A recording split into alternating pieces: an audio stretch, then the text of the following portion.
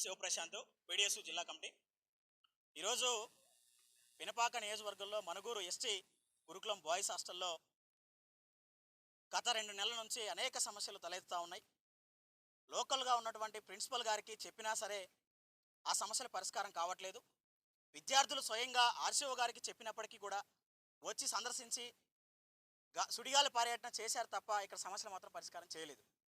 ఈరోజు నిన్న వచ్చినటువంటి ఆర్సీఓ గారు ఈరోజు యథావిధిగా భోజనం అట్లాగే ఉంది, మెనూ పాటించట్లేదు, ఎగ్స్ ఇవ్వట్లేదు, దాంతోపాటు సీజన్కి సంబంధించిన ఫ్రూట్స్ మాత్రం ఇవ్వట్లేదు, సౌకర్యాలు ఇవ్వని చెప్పేసి అనేక ఇబ్బందులు పడుతున్నామని చెప్పేసి విద్యార్థులు చెప్పినా కానీ అవన్నీ పట్టించుకునే పరిస్థితిలో లేరు. ఇదంతా ఒక భాగం అయితే విద్యార్థుల్ని స్టాఫ్ ఇక్కడ ఉన్నటువంటి స్టాఫ్ కానీ బాయ్స్ స్టాఫ్ కానీ అట్లాగే సంబంధించిన ప్రిన్సిపల్ గారు ఎవరైతే ఉన్నారో ఎదురు మాట్లాడితే వాళ్ళని టార్గెట్ చేసి ఇబ్బంది పెడతా ఉన్నారు. ఇది ముఖ్యమైనటువంటి విషయం.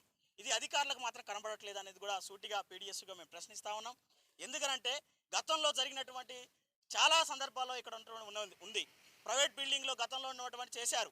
సాహితీ కాలేజ్ సంబంధించిన బిల్డింగ్ తీసుకున్నారు, అక్కడ సమస్యలు ఉన్నాయి, అక్కడ నుంచి భద్రాచలం మార్చారు, మళ్ళీ ఇక్కడికి తీసుకొచ్చి వచ్చారు.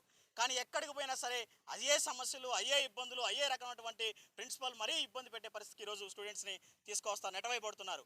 కాబట్టి విద్యార్థుల కోసం కనీసం మాట్లాడే విద్యార్థి సంఘాలని కూడా మీడియా మిత్రులు ఇప్పటిదాకా ఆందోళన జరుగుతూ ఉంటే పక్కన గేట్ దగ్గర ఒక 5 నిమిషాల నుంచి 10 నిమిషాల వరకు పావుగంట సేపు నిలబెట్టారు. మేడం వస్తుంది, తర్వాత మాట్లాడదని చెప్పి చెప్తా ఉన్నారు. ప్రశ్నించే వారిని లోనికి రానివ్వట్లేదు. సమస్యలు మొత్తాన్ని కుప్పపెట్టి కనీసం ఇక్కడ నుంచి బయటికి పోనీయకుండా కావాలని చెప్పేసి ఈరోజు హాస్టల్ నుంచి బయటికి పోనీయకుండా చూస్తూ ఉన్నారు. ఓకే, మంచి పద్ధతి ఇది. కానీ సమస్యలు పరిష్కారం చేసినలో ఈ చొరవ ఎందుకు చేయించట్లేదు? హాస్టల్లో సమస్యలు బయటకు వచ్చినప్పుడు హాస్టల్ సమస్యలు బయటకు పోతే పరువు పోయిద్దని చెప్పేసి అనుకున్నటువంటి స్టాఫ్ అంతా కూడా హాస్టల్లో సమస్యల పరిష్కారం ఎందుకు చేయట్లేదు? కాబట్టి దీని మొత్తానికి కారణమైనటువంటి ప్రిన్సిపల్ గారిని సస్పెండ్ చేయాలి. దాంతోపాటు వార్డెన్ గారు ఇక్కడ ఏవైతే మెస్సేజ్ సంబంధించినటువంటి ఎవరైతే ఉంటారో ఆయన్ని కూడా సస్పెండ్ చేసి పిల్లలకి నాణ్యమైన భోజనం అందించాలని చెప్పేసి కూడా పీడిఎస్గా డిమాండ్ చేస్తున్నాం.